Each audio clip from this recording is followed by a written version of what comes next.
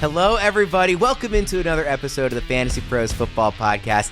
I am Ryan Wormeli, joined today by Derek Brown and Andrew Erickson. Fellas, we are here at the end of August. By the time people are listening to this, it might even be the start of September, which is the start of the 2023 NFL season and the fantasy season. Do you guys have many drafts left here as we enter the final weekend, Erickson? Yeah, I got a couple drafts. I got another FFPC draft coming up in the beginning of September, so excited for that. You still want to enter the contest, you can draft against me, so go check it out on X. I posted the draft league there, but yeah, no, I got drafts lined up Tuesday, Wednesday. I may even have one on Thursday, the night we have the season kickoff, so I am up to my head in NFL drafts. Can't wait. Please refrain from referring to it as X in the future. It's still Twitter to me. D-Bro, do you have many drafts this weekend? Yes, sir. Well, actually, I've got drafts this weekend, and I've got some Thursday night, Friday night. I've got two FFPC high-stakes Fantasy Pro Championships drafts, as well as I'm doing a draft in a league with our subs in the Discord. So the Fantasy Pros DGen League is going to be drafting. Nice. Shout out to Fuzzy, Fox, everybody in that league. Going to be drafting that because we're true psychos. We're going all the way up to it September 6th, so the Wednesday before the first week of the season. We're doing that night. So ought to be interesting, man. Fireworks all around. I've got all my home league drafts this weekend, so it's going to be a super fun weekend for everybody. I hope everybody enjoys Labor Day as well. Fellas, we are talking about our 12 biggest busts this season. And as Erickson said before we actually started recording, he's bringing some chaos today. You're not drafting busts in round 12. You're drafting them in rounds 2, 3, and 4. And Erickson is here to tell you why you are wrong to be picking some of your favorite players. We're going to go through every position here, hit a couple guys from each spot. Erickson, let's start with you and start with a couple of second-round wide receivers. Yeah, because, busts are basically the breakouts that don't happen. Like, that is the definition of a bust. So, for me, I'm going to a player, DeVonta Smith for the Philadelphia Eagles, who broke out in the second half of last season because of a Dallas Goedert injury in Week 10. But if you go before that, what was DeVonta Smith doing while Dallas Goedert was healthy in the lineup? He was averaging fewer than 10 fantasy points per game. He was wide receiver 35 in points per game, wide receiver 34 overall. When you look at him in the entire season, he was wide receiver 16 in points per game. So we're drafting him as like a fringe wide receiver 1 when we've only seen him be a wide receiver 1 for half a season. And you can chalk it up to another player on his team who's very good, missing significant time. Now, there were some games where DeVonta Smith was productive at the end of the year, but Dallas Goedert was playing, but he was still coming back from his injury. So he may not have been at 100%. So for me, DeVonta Smith is still the 1B in this offense. I still think that A.J. Brown is the number 1 receiver. And for me, I just think his ranking is too heavily weighing that second half surge where he basically was on fire. When Dallas Goedert was healthy on the field with him at the beginning of the year, they had an exact target rate per route run. It was the same. So Smith was a fantasy wide receiver 1, 19% of his games last year. 3 times he finished as a top 12 player. That was it. That was fewer than Christian Watson, Mike Williams, and Zay Jones. So for me, it's like you're taking on a lot of risk taking him at the back end of the second round where you're expecting him to just continue what he did at the end of last year when there's a lot of reasons why that shouldn't happen or won't happen in 2023. And then your other receiver? My other guy is Chris Olave for the New Orleans Saints. Now, this is going to definitely ruffle some feathers because a lot of people like Chris Olave. He's the number 1 breakout player. But you know who the number 1 breakout player last year was? Michael Pittman.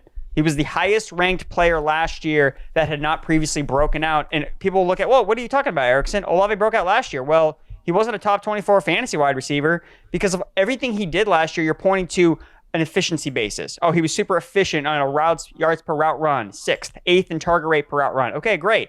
So why wasn't he scoring any fantasy points? Because ultimately, you got to score points to get into lineups and to win leagues. He was wide receiver 28 points per game, 23rd in expected fantasy points per game. He finished as a fantasy wide receiver 3 in just 6 of his 14 games played. He does not create any yards after the catch. He didn't do that in college, and he did not do that in his first year in the NFL. So for me, it's like, are we really fueling up Chris Olave to be a fantasy wide receiver 1 because of Derek Carr? I don't want to do that. I don't want to bet on Derek Carr being the reason why Chris Olave breaks out in 2023. If anything, I would rather bet against Derek Carr because he hasn't really been that great of a quarterback. And before Devontae Adams fell into his lap last year, where we just Derek Carr is going to get all these guys to be wide receiver ones. And a lot of the production from his receivers has come from touchdowns. The lack of touchdowns scares me with Chris Olave in this offense, because that was something I was concerned about with Michael Pittman last year. If Pittman did not fire in 2022, it was because he didn't score enough touchdowns. It's exactly what happened. He scored 4 times.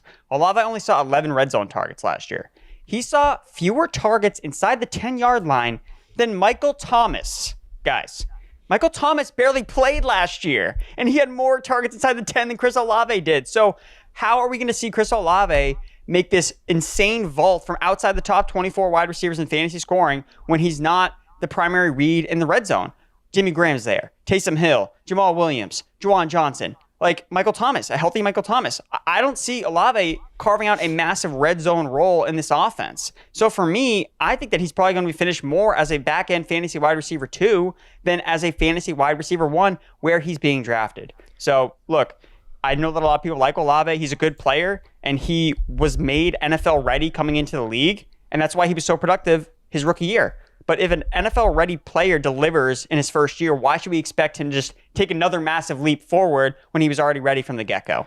So, Debro, I want to set you up here by reading your most recent expert note on Chris Olave, just the first 2 sentences.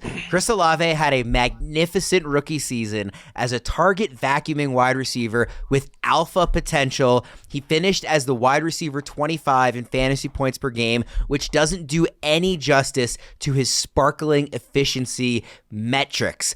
So I'm guessing you disagree with Erickson here.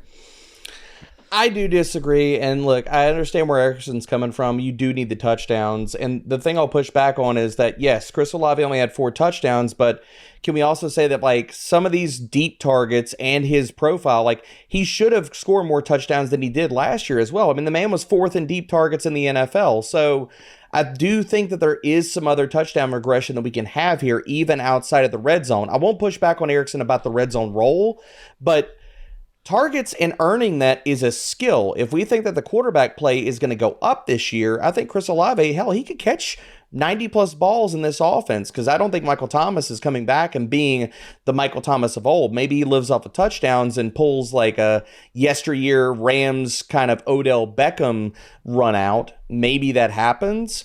But in a better offense, I think that the target volume is going to be there for Olave, and I think his touchdowns, whether inside the red zone or on deep shots from Derek Carr, because Derek Carr has not been good over the last 2 years, but if you go back, and I know, like, I'm not trying to cherry pick, but inside of a functional offense, a good offense, when he had a good deep threat out of just all he had was Devontae Adams, Darren Waller couldn't stay healthy last year, Derek Carr was a top 5 deep ball passer if you go back, not last year, the year before, but the year before that. So I'm still in on Olave. Erickson, it feels to me like Smith and Olave go in very similar sections, kind of that late second round in most of the drafts that I've done. Do you have a preference between the two, or are you avoiding both at that price?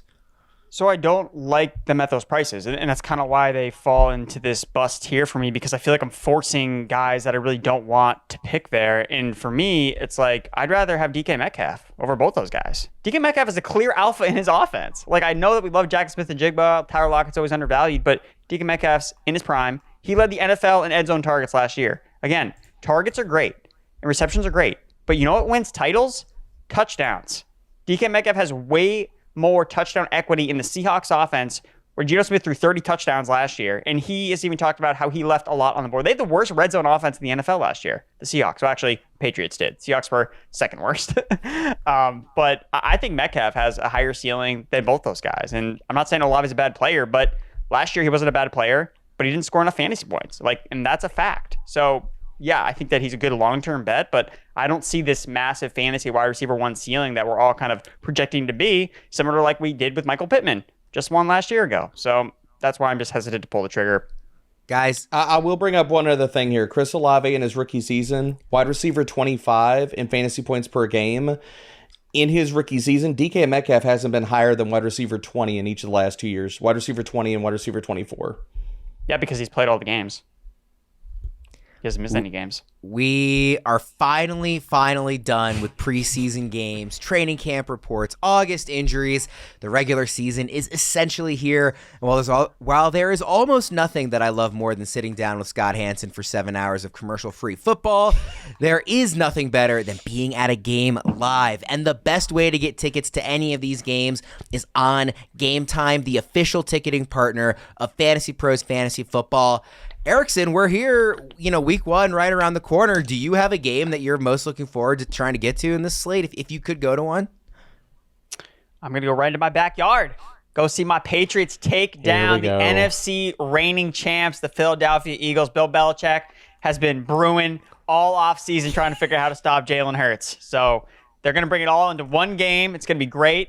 They'll probably maybe they don't win, but they'll cover. So I'm excited for the Patriots week one against the Eagles. Erickson promising a cover. Deebo, how about you? Which game could you go to on the week one slate if you could go to any? I'm going to the Big Easy, baby. I'm going to go watch my Saints. I'm going to go watch Chris Olave just catching bombs all freaking day, just torching the Tennessee secondary, baby. Let's go. I love how we're all just picking our favorite teams because I am going to see Lamar Jackson in, not literally going, but if I could, I would go to see him. Surprise, Worm. You don't want to see this new look offense, Odell, Zay, Lamar, Todd Monken, healthy J.K. Dobbins. Go absolutely. They're going to drop 50 points on the Texans. I thought you wanted to go see Buffalo Bills. Josh Allen, you ranked higher than Lamar Jackson. Why don't you want to see the Bills play the Jets, man? I'm on such a limb thinking that Josh Allen is a better fantasy QB than Lamar. I do love Lamar the home at card cost. Is showing. I like Lamar at cost better than Josh Allen, but Josh Allen, obviously, in my opinion, should still be ranked higher. Regardless of that, I'm on the Game Time app right now, and both of those games you mentioned and my game too still have tickets available. I can even navigate through the cheapest options, and my favorite part is I can see the view immediately, so I know exactly what kind of seat I'm paying for. For last-minute amazing deals on tickets to see your favorite football team, download Game Time. Download the Game Time app and redeem code FANTASYPROS for $20 off your first purchase. Terms apply. Again, download the Game Time app and enter code FANTASYPROS, all one word, for $20 off. No matter where you live, get out and have some fun this week. Download Game Time today. Last minute tickets, lowest price, guaranteed. D-Bro, give me your wide receiver busts. I mean, if people have been looking at my ranks on Fantasy Pros, they already know because I'm hard fading both of these guys. It's Deebo Samuel and George Pickens. Like right now, ECR has Deebo Samuel at wide receiver 19. I don't know what we're doing here. I've got him at wide receiver 33 because guess what, people? That's basically what he was last year. He was wide receiver 3 last season. And if you look at the sample size with Christian McCaffrey on this team as a full-time player, I know it's a small one, but it's all we got. 4 games, Deebo Samuel scored. He was the wide receiver 58, wide receiver 5. That's great and grand, but the other ones, wide receiver 66 and 33, it's gross. Like, we're talking about a wide receiver 3 type of player on a run-first offense that just saw his ADOT go from 8.1 to 4.2. And he's not getting deep targets because he only got 0.4 of those per game, which dropped off to almost 1 a game the previous season. And in the 8 games where he played with CMC and had at least a 72% route per dropback rate, he got 4 red zone targets. So he's not getting red zone work. He's not getting looks down the field. And we're talking about he's not going to get massive volume because he's in a run-first offense. I don't understand why we're drafting Deebo Samuel as a wide receiver 2, but I think he's going to bust at that and be one of the worst picks in fantasy this year. And George Pickens, same type of thing. Like, I think that Kenny Pickett's going to be a better player than he was last year, but I cannot buy him as a wide receiver 3. He's going as wide receiver 36 in ECR. He's my wide receiver 47.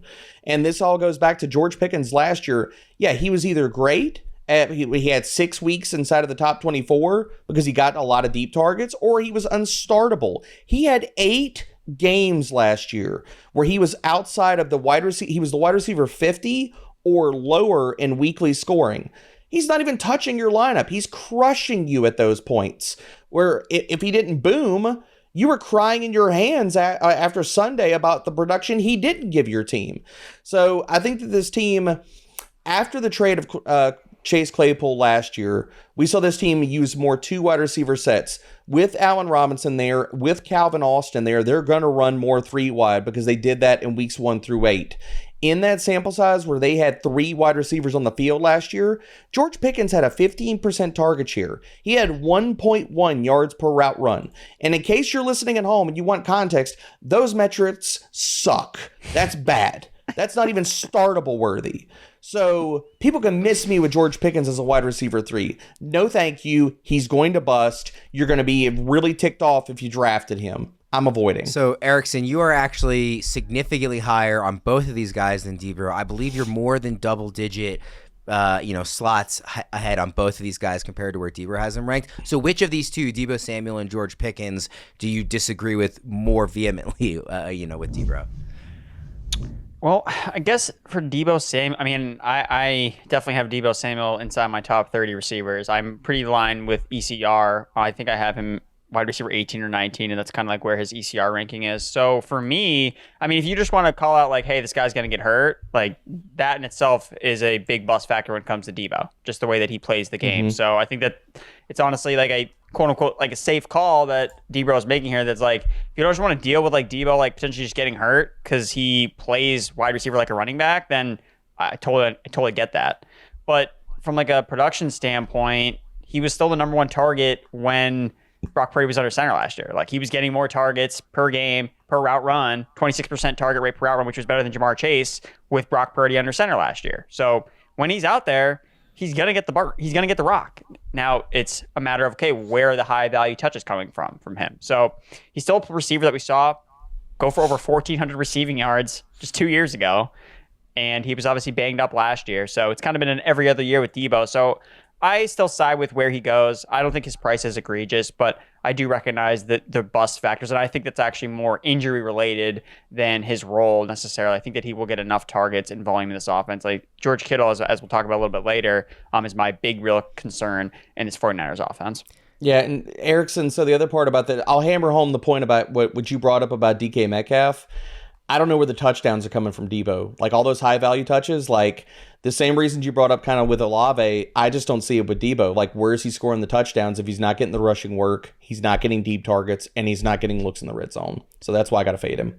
Fellas, as much as I love football season, my heart really belongs to one sport, and that is adult slow pitch softball. I've talked about it on this show before. There is nothing I love more on a beautiful Denver evening than playing softball with my friends. And while it's not technically a beer league, we sure treat it like one. And when we're drinking beers to wash away the sting of a loss or celebrate a summer season championship like we did earlier this month, either way, we're drinking Miller Lite, the 96-calorie beer that tastes like beer and is perfectly brewed for everything summer has to offer. After winning our softball title, we had to go out and celebrate, of course. And what was the first thing we did after getting to our table? Order a couple pitchers of Miller Lites, of course, and our good time jumped into another gear, inside or outside, hanging with friends, or just peacefully enjoying a summer sunset or sunrise if you're on vacation. Live those summer moments with Miller Lite. With a Miller Lite in your hand, summer doesn't just taste great, it tastes like Miller time. To get Miller Lite delivered right to your door, visit MillerLite.com/FantasyPros. That's MillerLite.com/FantasyPros,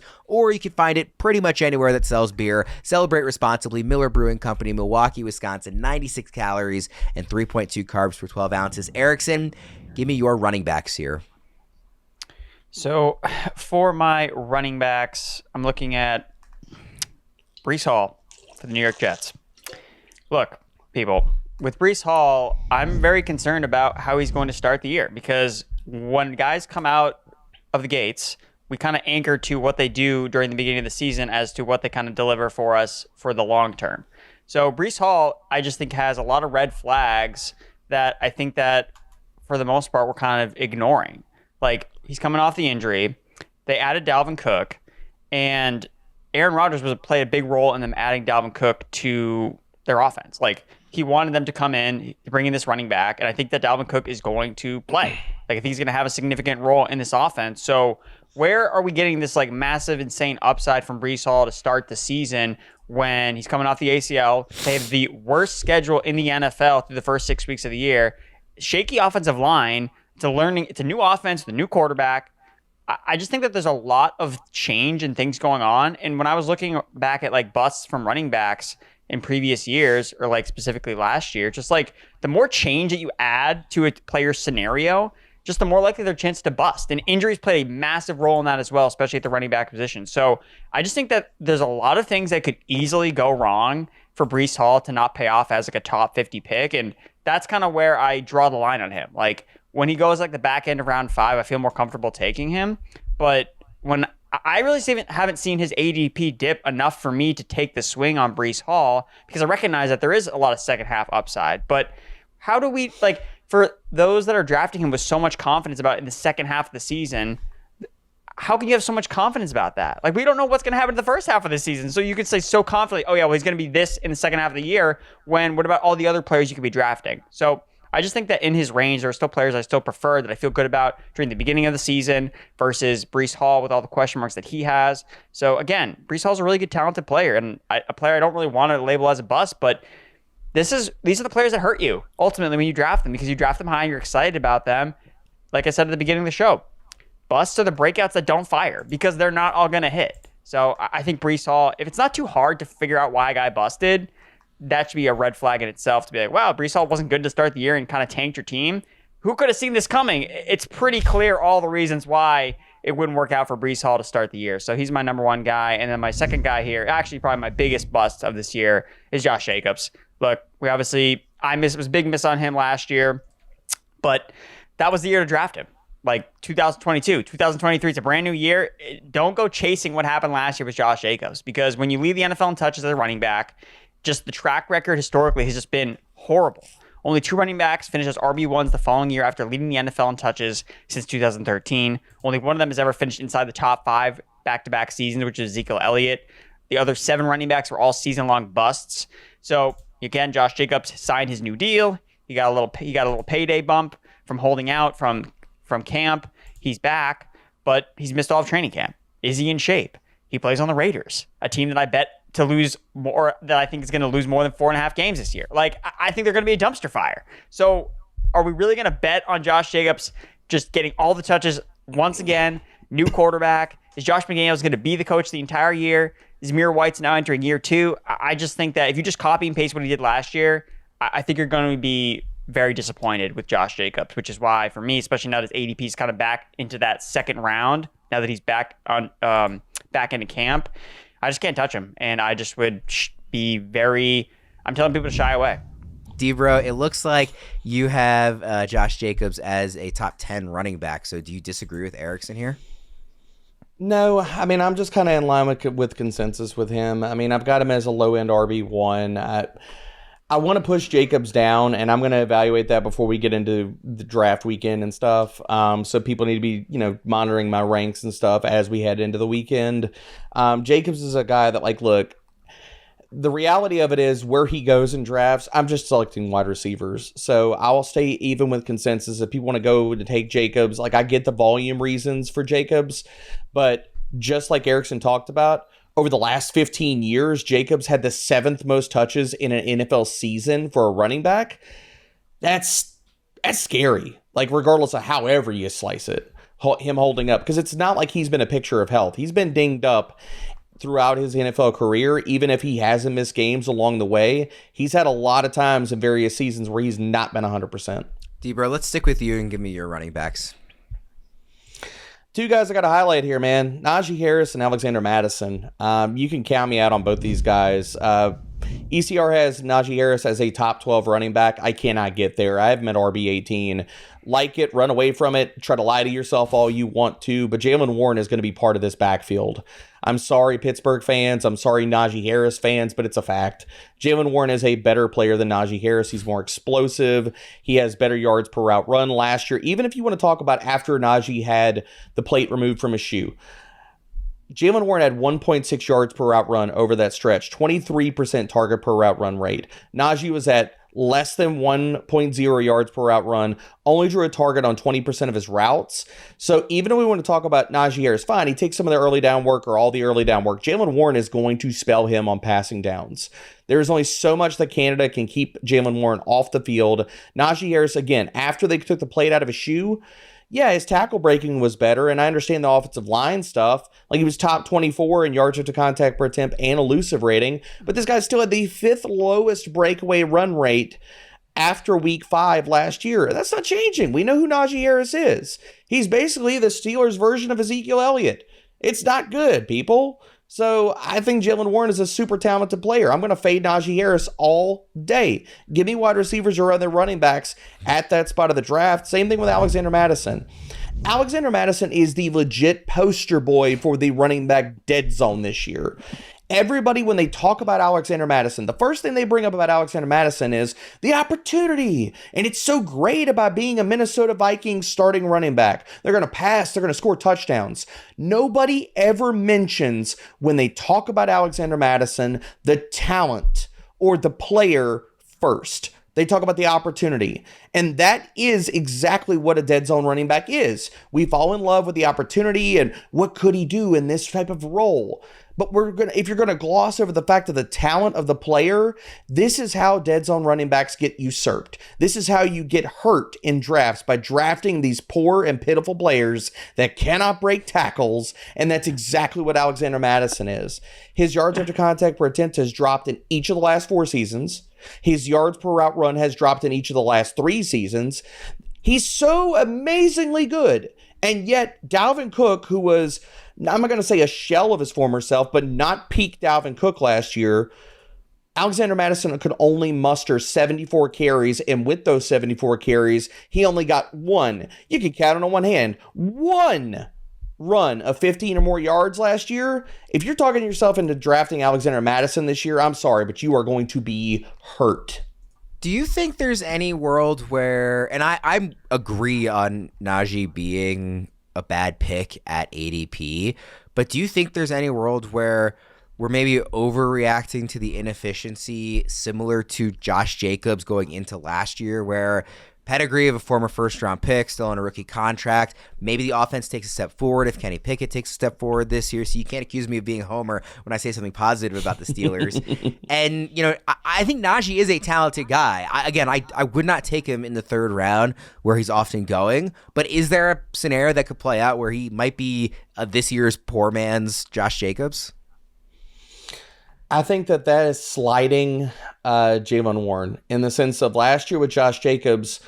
Who else is in that backfield? People want to talk about Zamir White. I hate to tell you, people and Raiders fans, Zamir White's not that good. He was ballyhooed like this former 5-star prospect, and he's so good and great. You look at every efficiency metric from Georgia, he is not the guy you think he is. And who else is in that backfield? Brandon Bolden, Amir Abdullah. Jaylen Warren will run laps around all these fools. So I think we're talking about they didn't have anybody that was good enough on that roster to take away work from Josh Jacobs last year. That is not the case for Pittsburgh. Jaylen Warren can and will do that this year. Guys, it's time to look ahead to the future with our Here's to What's Next segment presented by Miller Lite. We're using this segment to look ahead and celebrate the future stars of fantasy football by talking about our favorite sleepers. Today, I want to ask about Rashad Bateman. I've held off on asking about a Raven in this section for too long. Bateman is currently wide receiver 45. Erickson, I'll start with you. What do you make of him as a sleeper coming off the injury last year, but in a possibly ascending offense this year? Just a matter of health with Rashad Bateman. He's been productive when he's been on the field, but we just haven't seen a lot of him over the last 2 years because he's been dealing with some injuries. So I prefer Zay Flowers because I think that they drafted him for a reason, because they knew that they couldn't rely on Rashad Bateman. But I would definitely lie on the side of Bateman's youth versus a player like Odell Beckham Jr., who's a little bit older. So I think Bateman is a nice stash to kind of see, hey, is this guy going to finally play and live up to expectations of a first-round pick? So I like him in that aspect. But in a vacuum, I do prefer Zay Flowers even at a more expensive ADP. Yeah, Deebo, what do you make of Bateman? Let's assume health for the purposes of this conversation, because obviously that needs to be the case for him to be a real sleeper/breakout. But if he is healthy, how high is his ceiling this year? He could be a wide receiver 2 this year. I firmly believe that. I've been drafting Rashad Bateman. I will continue drafting Rashad Bateman because, like Erickson alluded to, all we need is health here. The prospect profile is there. The production's been there when he's been on the field with Lamar Jackson last year, weeks 1 through 4. We're talking about a guy that was top 10 in yards per route run and yak per reception. Oh, and guess what? He was also top 12 in route win rate.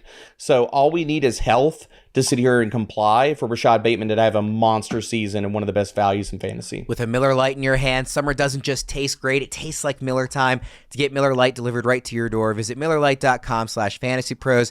That's MillerLite.com/FantasyPros, or you can find it anywhere that sells beer. Celebrate responsibly. Miller Brewing Company, Milwaukee, Wisconsin. 96 calories and 3.2 carbs per 12 ounces. Erickson, give me your quarterback here.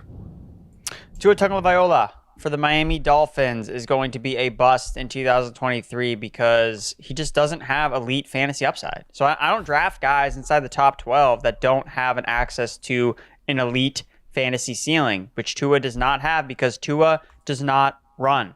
Like, he is not a rushing quarterback. You need that in fantasy football. He totaled 6 rushing yards per game last year. And when he was operating as the QB7, right, when everybody was healthy, he was healthy, they were clicking on offense between Tyreek Hill, Jalen Waddle, he had a 6.3 touchdown rate. That was 2 touchdowns per game. That tied Patrick Mahomes for the highest touchdown rate in the league. So unless you think that Tua is as good as Patrick Mahomes, I know Tyreek Hill does. I personally don't. That's going to regress over a larger sample size. Last year's 25 passing touchdowns were 5 touchdowns over expectation. That was the most among all passers in 2022. So I think his touchdown production is going to regress. We saw the downside of his passing game at the end of last season. Over the last 4 weeks, he ranked 30th in EPA per dropback among 32 quarterbacks. Miami offense ranked dead last in passing success rate. So he has to be efficient from a touchdown basis for him to deliver as a fantasy QB1. And that's going to regress. So with no rushing upside to further bolster his production, I can't touch this guy. I don't understand why he's being drafted where he's going. I get that, he's got Hill, he's got Waddle. It's like, yeah, but look at the numbers. Like, when he was at his best, he was QB7. That's not top 5. You need rushing production to get into that top 5 conversation. And it's not, Tua ain't it. I would push back a little on him not having a high ceiling. I recognize that he doesn't run, but having guys like Hill and Waddle do make it a little easier to have a high, touchdown rate because those guys can take any pass to the house, right? Yes, but what that happened last year, he was QB7. He was not a top 5 quarterback. So that's what I'm trying to get across here. It's he has spiked weeks, right? But when the weeks where he doesn't have those touchdowns, he's outside the top 12. He's outside the top 15. He's nowhere near where you want his first from a 7 consistency full standpoint. games. His first 7 full games played last season, he finished as a top 4 quarterback 4 of those games. So there was a stretch in the first half of the year where he was performing like an elite fantasy quarterback. He didn't finish the year as well, of course. Debro, you're a little bit higher on Tua, right? Yeah, I'm higher on Tua, and I get reasons why Erickson's lower on him. For me, Tua, I'm higher. All these guys after QB 10, QB 11 are just in a long tier, and it's any one of these guys can get into QB 10 to 12 production. So I'm just kind of parsing between those guys. And I'm higher than Erickson on Tua because I do believe in the offense. The other part about Erickson's point about the rushing, while I don't see Tua running for a ton of yards, I do see that there could be some touchdown regression as far as at the goal line, because in the 2 previous seasons, he didn't have any rushing scores last year, but each previous season prior to that, he had 3 rushing scores. So I think that we could see some of that come back, even if the rushing yards are not there. And I think Tua is a really, really talented passer. I've fought that narrative year in, year out, people posting stuff about it. He can't throw deep. Oh, okay, yeah. And then he finishes last year as a top 10, top 5 deep passer in damn near everything you look at. And people are still out in the streets saying, where's my Tua jokes on deep passes? They're still trying to clown him on that. And all Tua did was rub them into the ground last year. Debro, we just did, actually before the show, our big high-level work fantasy league here at FantasyPros. Erickson and I are in sort of the A league this year. My quarterback was Dak Prescott. It wasn't my top choice. It was just kind of the way the board fell. He is your pick to bust. So please tell me why my season is going to go down the toilet. I'm sorry, Worm. That's all I can tell you right now. I cannot get behind Dak Prescott. ECR has him at QB 10. I'm just missing that boat. That's fine. It can launch, it can sink. It's the Titanic. I'm not telling that Dak Prescott's going to be just god awful this year, but I have him as QB 16. Again, he's in a long tier of guys that I could see that they're just passers that I like, that I believe can be QB 10 to QB 12, not named Dak Prescott. And a lot of this comes down to the offense changing this year. And Kellen Moore leaving, the pace is going to go down. The passing rate is going to go down. You look at Brian Schottenheimer, depending on however you want to approach this. Brian Schottenheimer, the last 3 years he was with Seattle, 20th in neutral pace, 3rd lowest neutral passing rate in the NFL in that time. Mike McCarthy, final year in Green Bay, 15th in pace. He was 8th in passing plays per game. Those numbers, even if you want to go the Mike McCarthy route, it's still amazingly worse than Kellen Moore, who in his time in Dallas, 2019 to 2022, the Dallas Cowboys were 1st in neutral pace, 4th in passing plays per game. We cannot sit here and overlook that the passing volume is going to go down for this offense. And unless Dak Prescott does one of two things, compensates with throwing more passing touchdowns, or he runs more, and I don't think that's going to happen, then he's going to disappoint people. Dak Prescott last year, weeks 7 through 18, when he came back last year, he was the QB 7 in fantasy points per game. He was the QB 11 in fantasy points per dropback. If those numbers regress at all, because the pace, the passing volume at all, and this offense just is not playing at that type of clip, or they're not as efficient in touchdowns, Dak Prescott is a QB2, and he's going to disappoint people this year. Guys, one tight end each year to wrap up the show. We'll go quickly through these guys since tight ends other than Kelsey and Andrews, who you guys did not pick, it's kind of hard to be bust since they don't go that high. But Erickson, who's your bust tight end this year? For me, it's Evan Engram for the Jacksonville Jaguars. Look, last year, Engram had the same number of top 6 finishes, 3, as Noah Fant, Darren Waller, and David Njoku. Basically, when you look at his season-long numbers, they're all inflated by his one giant Week 14 blow-up game, because before that, he was the tight end 15, averaging fewer fantasy points per game than Kyle Pitts, Tyler Higbee, Hayden Hurst, Tyler Conklin, and Gerald Everett. After Week 14, Engram went all the way up to tight end 4 after starting the season out as the tight end 15 for the first 13 weeks of the year. So for me, you're dropping in Calvin Ridley to this offense. Okay, does that mean Evan Ingram's going to get more targets? Probably not. So for me, he's going in that range of that middle tier of tight end where we kind of have to put somebody above the late round tight ends because of how good he was last year. But it's just a bad return on investment, historically speaking, when you're drafting in this middle tier, because him reaching that elite status, I don't think is going to happen after last year because of the addition of Calvin Ridley. And I don't think he's going to outscore a lot of these late round tight ends by a significant margin where you're actually going to get value in drafting him. But the thing is, because you invest capital into him somewhat, you're going to be afraid to move off of Evan Engram to try to ride the waiver wire with a tight end that you could potentially add who's actually outperforming Evan Engram, who last year was a tight end 12 or a top 12 tight end in less than half of his games. So for me, he's a player I've not touched one time in any of these drafts.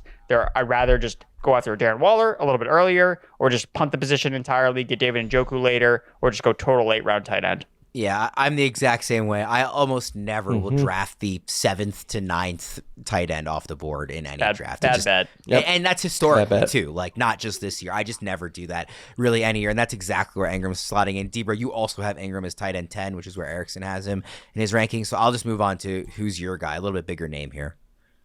Yeah, and I just, Erickson's making such amazing points. I just moved it down to tight end 11, so the fade continues, baby. Speaking of fades here, George Kittle.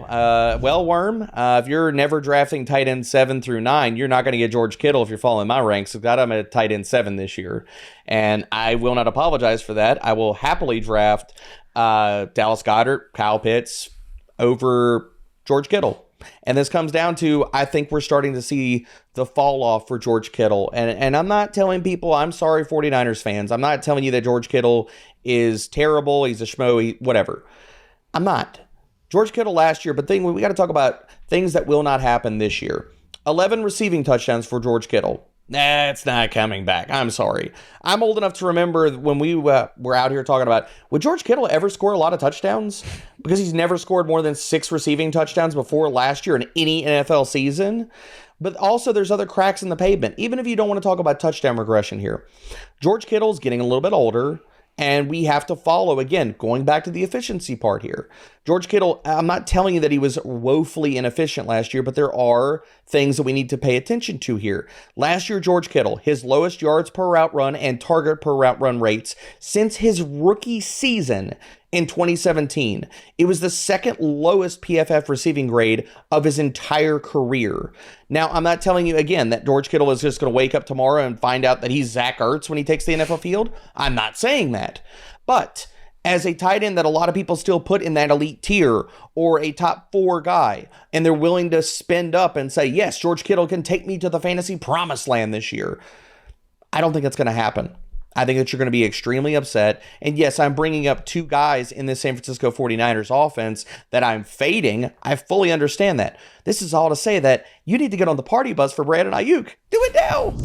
We are in lockstep there, Deebro, and I think Erickson is too. So I'll just give a quick recap here and get out of here. Erickson's bust this year: DeVonta Smith, Chris Olave, that's a tough one for me. I have him pretty much in every league. Josh Jacobs, Breece Hall, Tua Tagovailoa, and Evan Engram. And for Deebro, it's Deebo Samuel, George Pickens, Najee Harris, Alexander Mattison, Dak Prescott, another tough one for me, and George Kittle. Fellas, thank you for chatting today. Everybody listening, please go check out Game Time for your ticketing needs. Miller Lite. Go drink a Miller Lite during your holiday weekend drafts, family leagues, whatever it is this weekend.